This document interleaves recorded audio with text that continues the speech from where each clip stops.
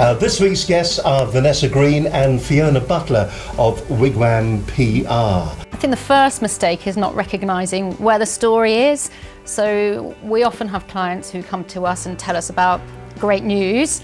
That might be internal news for their company. It might not be what the outside world wants to hear about.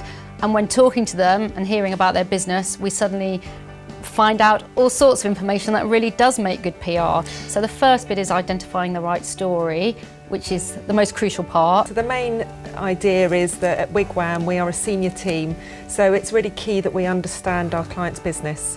So that's sort of where we start off, with a business knowledge and experience to really understand what needs to be done for them. And it's a bespoke programme for each client.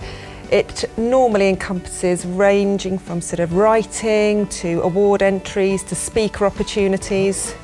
So there's a whole programme all put together, but the key thing is really understanding their business objectives and goals, where they want to go, and making a programme that suits that is realistic, on message, and making sure that everyone's behind it. Again, it's a very bespoke service, so we will really look at what a client may need and also what the impact of that may be. So there is no point in just promoting a CEO or somebody senior in the organisation if they've got such a strong personality but they're not backing up that with any information about the brand, the products, because at the end of the day, PR is helping them to grow as a company and to sell their services and products. And so sometimes we have to sit with people who are very excited about the technology and say, what we need is the business benefits here. What we don't need to know is from the bottom up how this actually works. What are the benefits that a customer can buy into here? How's it going to give them some business advantage? And really keep on that focus.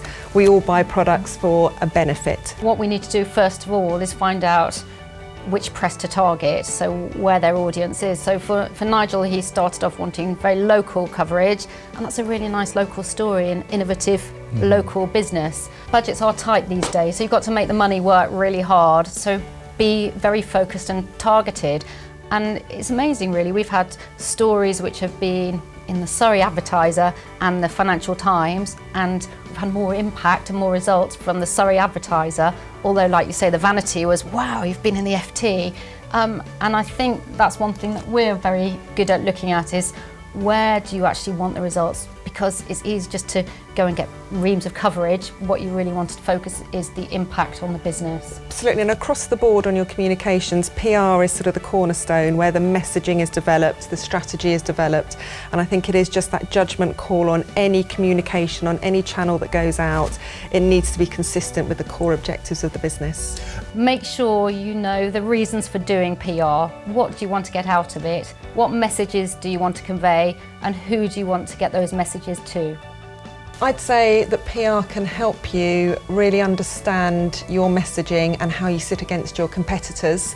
So if you do go down the route of meeting with a PR company, make sure that you feel slightly interrogated by that company. They should know all about you, really understand what your ambitions are and help you hone your messaging. If you're doing PR yourself, make sure you really understand the process of writing a press release, understand what a key message is, and don't be afraid to use it. It's really important that the wider world knows about what you're doing as an organisation, and therefore the sales will hopefully follow.